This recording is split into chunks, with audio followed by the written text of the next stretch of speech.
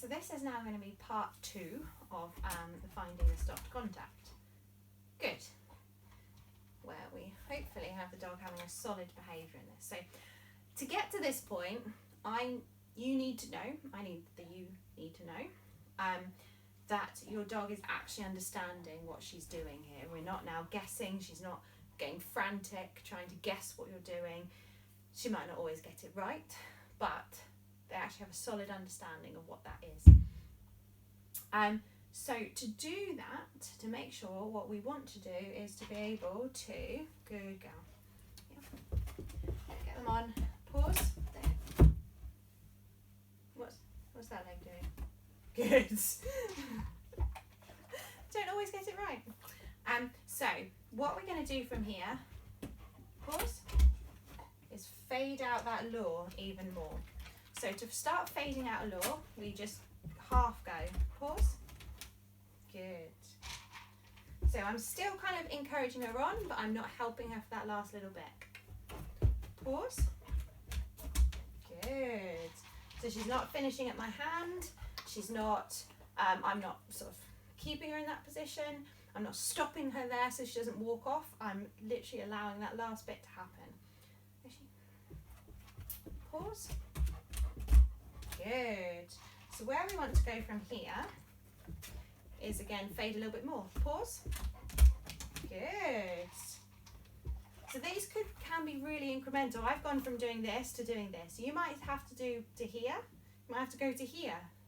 I'm not sure. I don't know what your original lure looked like either. You may find that the first bit takes really, really tiny incremental steps to get away from. It really depends how convinced your dog is that their body language is the bit they're looking at rather than the cue from you. Pause. Good. So at some point, hopefully, pause. Good. We get to the point where either they're just doing it without you entirely, or you're not cueing it, you're not doing any body language at all. Pause, good. So you can throw it off, pause. Good. Pause. Good. So when we get to this stage, what we now want to do is place a little bit more of a challenge. So we're going to be a little bit more side on now. What might happen here is that she comes this way. I'm not sure. We'll give it a go. Pause.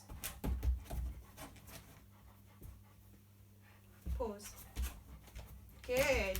Now do you see I had to do a little bit of help with that hand, that lure, just to bring her round. Good. Now remember, they don't know the why we're trying to get a long thin. If this was a square, it wouldn't even matter. We're literally just, I'm doing this as a long thin one as though it were the end of a contact, but she has no idea of that. So don't get too het up about what direction they are. It's almost more the angle between us. So she needs to be able to do it side on to me, if that makes sense. Pause. She's just orienting at this. Pause. Pause. Good. So I should be able to move to here. Pause. Pause.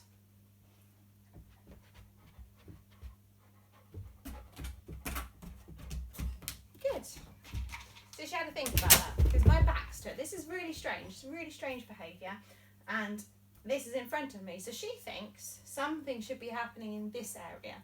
I need her to actually have a little think about what I've said and work it out for herself, which she did, and I just had to give her that patience. Pause. This must be the area. So I'm going to help her by looking, turning my shoulder. Pause.